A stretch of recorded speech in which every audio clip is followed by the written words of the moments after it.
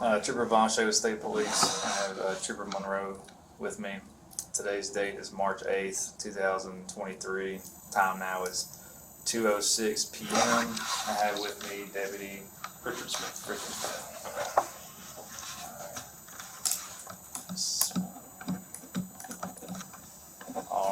RICHARD. Yes, sir. All right. Your driver's license. I know you're looking at that. We can get it after if need Okay. be. What was your date of birth? 9/17/1976. Okay, and that makes you. I'm 46. Be 47. Our math is terrible. I'm telling you, I've got two of them right today. Outside of that, what was the last grade you completed? High school, college? College, Okay. 4-year degree. I think the last guy we talked to had a master's. I gotta go. We're peons over here. 3.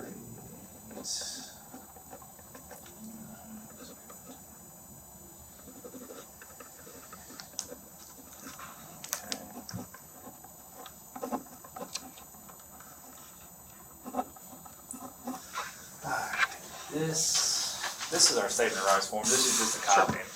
Man, so I'm just going to read, just start up here. I just input all that information. I'm just going to read, starting here, working my way down, read these statements to you, and just ask these questions. If you want to follow along right there, you can, just so you can better understand Sure. it. Before we ask any questions, you must understand your rights. You have the right to remain silent.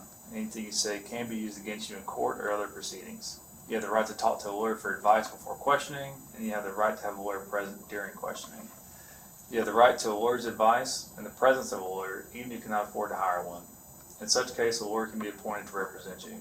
If you decide to answer questions without a lawyer present, you still have the right to stop answering questions at any time. You understand your rights? Yes. Are you willing to answer questions at this time? Yes. Has any threats or promises been made to you, or has any pressure of any kind been used to get you to answer questions or give up any of your rights? No.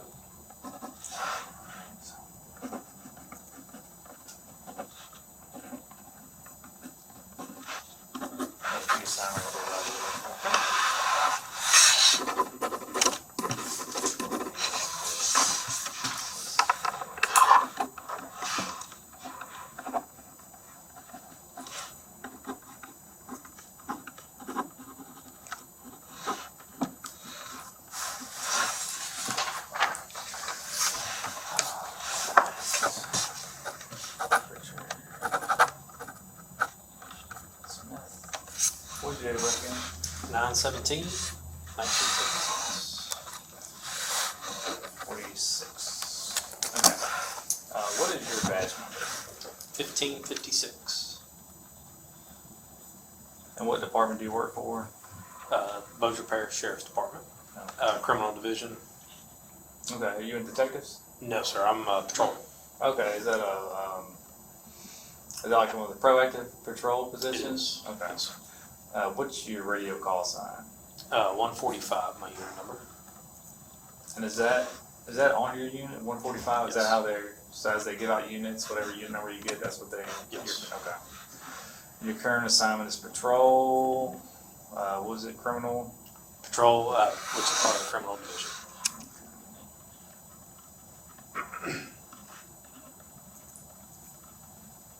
And I'm guessing for y'all, that's like your proactive kind of go out there and maybe target a specific area that's having issues or things like that.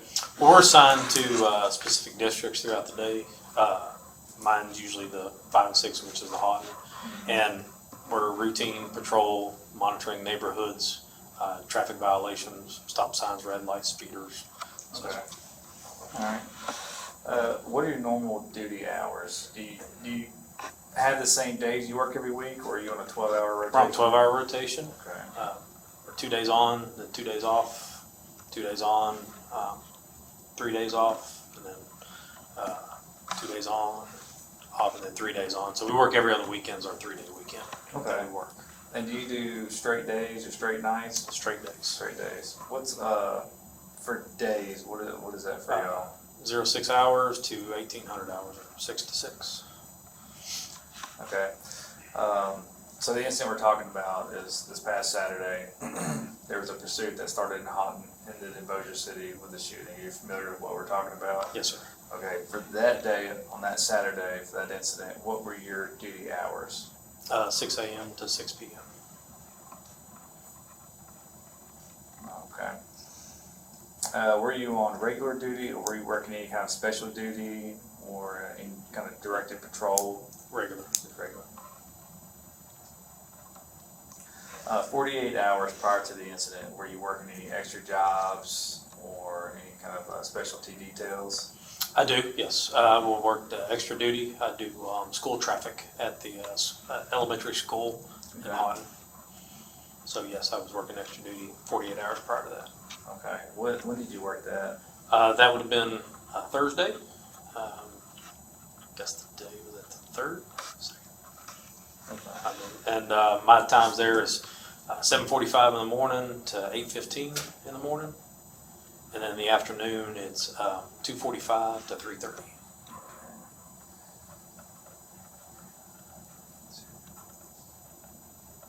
Okay, that was on Thursday. So Friday, you were Friday was a normal shift, regular patrol shift, Okay. 6 a.m. to 6 p.m. okay. On the day of the incident, were you in uniform, plain clothes, or any type of tactical wear? I was in a standard That uniform. uniform. Could you describe what a standard uniform is for y'all? Absolutely. Standard uniform is a Bossier Parish Sheriff's Office labeled uniform, as you see I have on. We have our patches on the side that tell us our uniforms. We've got two different colors. That day, I was wearing the bright yellow uniform, duty uniform. With that, it's the dark blue polyester, standard utility belt, rig belt, which has my handgun. And then on my shirt, I have my badge emblem, along with my name and our USA flag.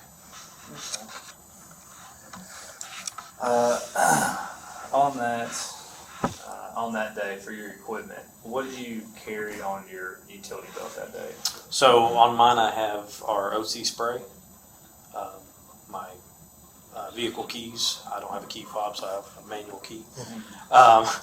And then I have my issued SIG P320, 2 sets of handcuffs. And then I have my radio, and then I have my ASP baton, and then our flashlight, and then two handgun magazines. Okay. Did you carry a taser that day? No, sir. Okay. So talking about your firearms, how many magazines do you have in total on your person? On my person, I have 3. One is already in the handgun, and then 2 extra. Okay, so the handgun.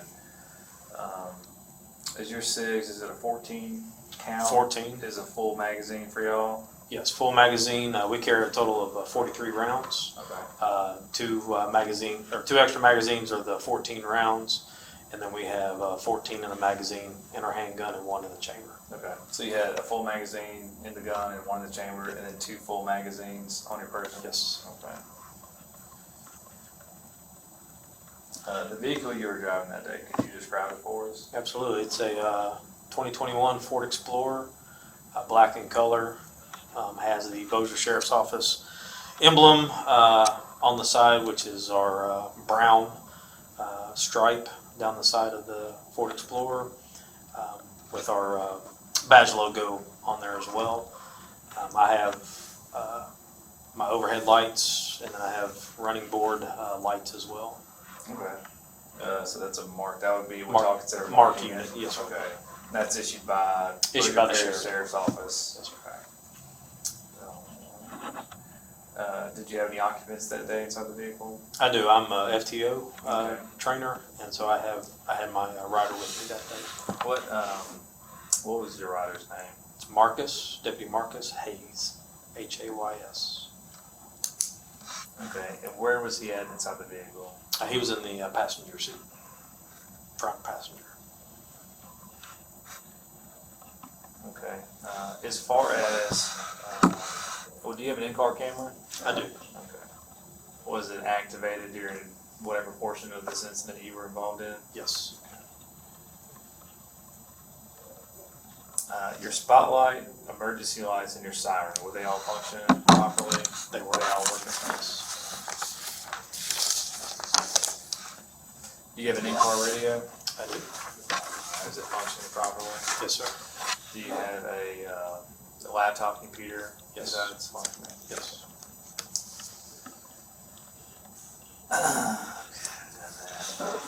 Do you carry, or do you have any other audio or video recording devices outside of your in-car camera?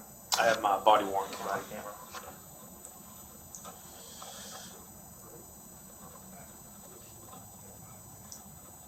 Was that activated during the incident? Outside of the body camera and your in-car camera, did you have any other audio recording devices, either personal or something else from the sheriff's office? No, sir. Alright. Alright, so we'll just dive off into, I don't exactly know y'all's role as far as I think y'all were end up being the spiking unit that spiked Yes, sir. the vehicle. So walk me through from the time that you heard about the incident or first became aware of it, and then walk me through the radio traffic that you heard while going to it, or if you were involved in it, or just anything that you remember from it. Sure, absolutely. So that day, at that time, we were in the Forest Hills neighborhood in Houghton. We had a fellow employee, a detective whose granddaughter was having a birthday party, and she wanted us to do a little parade, drive-by, lights and sirens to come by the house, which we did. And at that time, we stopped to converse with family and all that. While we were there, toward the end, as everybody was getting up and getting back in service, we heard the first initial call to an effect that someone was running. Our dispatch started asking more questions and come to find out that Houghton PD had a gentleman that was evading them in his vehicle. And at the time we knew northbound on, they call it Elm Street or Highway 157, which is running through the town of Houghton. We got to our vehicles quickly in the Forest Hills neighborhood.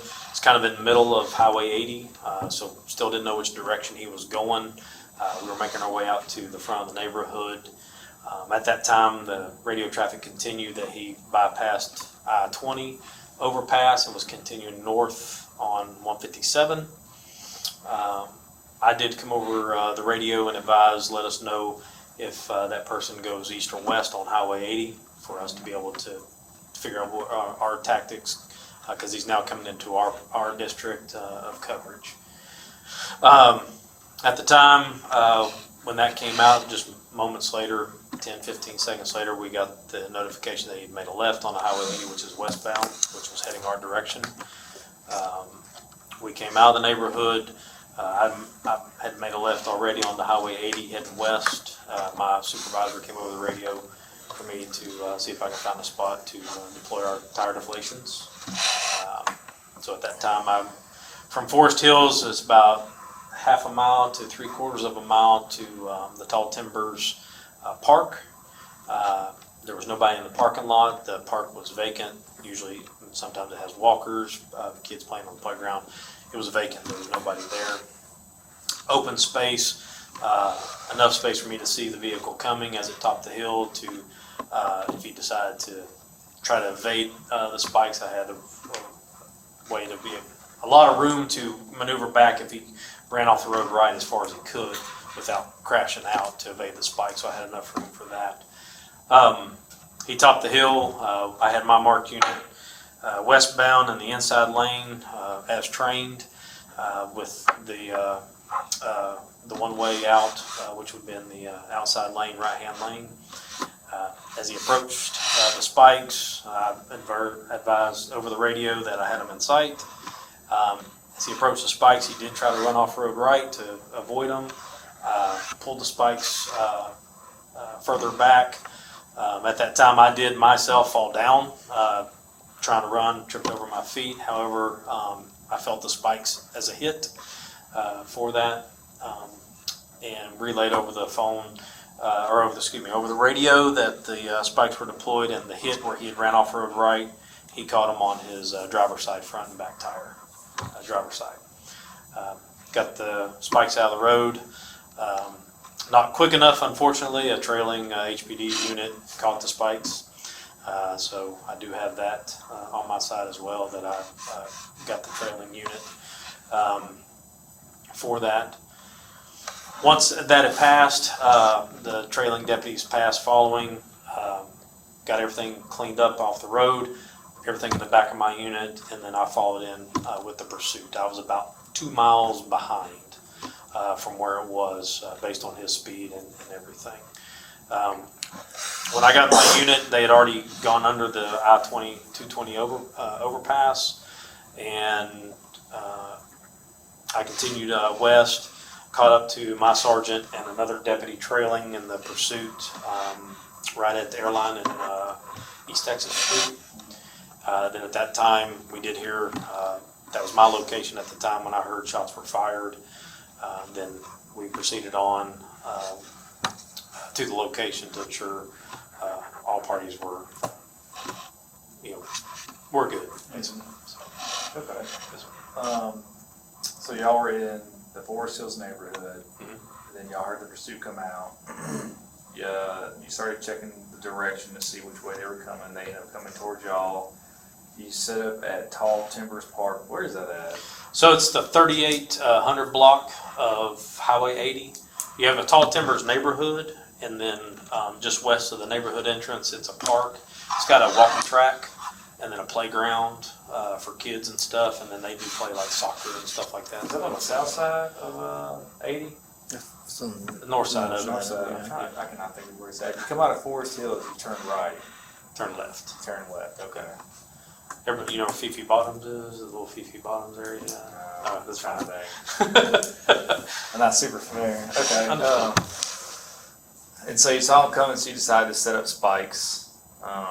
You set up spikes. I got approval from Sergeant first. Yeah, it's Okay. not. My sergeant did come over the radio and advise for me because I am trained and certified with tire deflation, and so he knew I had a set in my unit. Mhm. So he told me to find the location and set up. Set up. All right. You set up, and this might sound elementary, but what is the purpose of the tire deflation advice? So tire deflation, it's a level 2 use of force. It's basically evading vehicles. It helps the vehicles to become, I guess, incapacitated to where they cannot continue speed because at those speeds, everybody is, at risk of being injured, not only the driver of the vehicle, the criminal driver of the vehicle, the trailing units, or pedestrians and other people and vehicles. So the tire deflation devices, spikes, are to help incapacitate that, and sometimes, and most of the time, when the tires start to go flat, it brings the vehicle to a slow and timely stop. Okay. Could you just describe what do they look like, and as you run over it, kind of what happens to make the tires go flat? Sure, absolutely. So the ones that we have, I've got 4 sections. They're 4 triangular sections that are about 3 feet long apiece. So I have 12 feet of spikes. They're in a plastic triangle shape, and then inside this, all around it, almost a circle if you dissect it, they've got cross spikes through that. So no matter how they are laid on the ground, some tire, if it goes over, will get these little devices into their tires, and there's hundreds of them within each section for that. So as the tire goes over it, it will usually take it, hit, and it will actually move the tire deflation and hit one more time as it rolls for that. So those little spikes release, get into the tires, opens up the tire, and the tire starts deflating with the holes that are inside of it. Okay, so the spikes itself are they hollow to let some of the air out, like once it goes into it, or are they whole? So I had one, I got off the roadway, I sorry I didn't bring it in. They're very small, and they're on the tip of the posts that are in this device that they're encompassed in. And so when they come out, they inject into the tire, and then they stay in the tire or release inside the tire. So the tire actually has a hole in it, and they just inside of the hollow part of the tire, between the tire and the rim. Okay. So once you said as you were moving back, you noticed he hit it. So was it effective as far as your point of view from whenever he hit it? Does that make it a... So it's not an immediate effect. The trailing units that got behind, when they got around the I-220, so we're maybe about 5 miles, he had started losing the tires where those pieces had gone into the tire, and his maneuvering in and out of traffic where that tire was deflating, he started losing the tires off of his vehicle. So that was communicated over the radio. And an immediate hit, we don't see immediate results as some people, I guess, say in shows or movies where the tires explode all of a sudden. Now, this is a slower way to incapacitate the car because it will deflate the tire. Sometimes most of the time, usually brings the car to a stop. Okay. Yes, sir. Is the spikes kind of a common thing police use as maybe like a less lethal type way to get a pursuit stopped? Yes. Yeah, that's why it's a level 2, so it's not a high level use of force. It helps, again, try to incapacitate the vehicle so that way we can stop it. Okay. So once the driver ran over the spikes and you collected them back up, you said you got back in your car and y'all got caught up with your supervisor? Yes, sir. At Airline and 80? Airline, it's either Airline and 80, it might have been Airline in East Texas. East Texas and Swan Lake. But again, we were trailing probably about 2 miles behind. Okay, so y'all didn't never get in the pursuit? No, sir. Y'all never, so by the time that y'all got up to the scene where the vehicle came to rest, could you kind of describe to me what happened right there, like what you saw? Like, was there any gunfire still going on? Was there people running around or maneuvering, taking cover? Did you see any of that, or did you show up later after the fact? We showed up later after the fact. When I arrived on scene, I did ask over the radio where the final location of the stop what happened, where he wrecked out. We had multiple businesses there. I come over the radio and asked supervisor for me to block it'd be eastbound side to keep cars from coming out of those areas and trying to turn left to go toward the scene. So I blocked the east side of the road, got out of my vehicle. Communication over, was trying to find out if our unit was good through our radio communication, which was 105. Checking 1092, there was no answer. 105, 1092, still no answer. I got out and ran, and as I was running, our other sergeant, 85, Sergeant Lombardino, was on scene and was walking away. So there was no gunfire. Everything had already ceased at that time. And our sergeant had our deputy walking him away from that. And Bossier City had a Houghton guy walking him away, and I checked on him too to make sure he was good also. Okay. Yeah, was anything just relayed over the radio as far as what they were chasing it for, firearms involved or anything like that? It took a moment. The initial radio communication had him running. We had no idea who it was at the time. At some point, I do remember, I can't tell you exactly when, but at some point, the suspect, they came over, they didn't mention a name, but suspect had 2 felony domestic warrants for domestic that occurred that morning, late the night before. Was that prior to the spiking, or? I know you said you don't remember. I don't remember. I'm not going to say yes or no. I don't remember when that actually came over the radio. I do remember it, but I'm just not sure. Understand. Whenever you're deploying the spikes, you see the suspect vehicle coming towards you. Did you ever draw your handgun at that point? No, sir. Handgun stayed in holster. Okay. So at no point during the incident, you never fired your handgun? No, sir. You pulled the spikes and got in and then got to the scene after the fact, correct? Yes, sir. I don't have anything else. Is there, yeah, go ahead. Is there anything, I think we're done with our question, is there anything you think we might have forgot that's important to it, or anything else you just want to add? Not that I can recall. I mean, everything I've, sent my statement to all my superiors and things that, what I told you as well. Okay. Again, I know our sergeant advised us and Houghton not to get into the pursuit, but we were part of, trying to stop the pursuit, and that's where I got the go-ahead for the spikes. Just sorry for the where was your FTO, Mr. Hayes? Where was he at during the spike? He was in the unit the whole time? No, sir. No. Okay.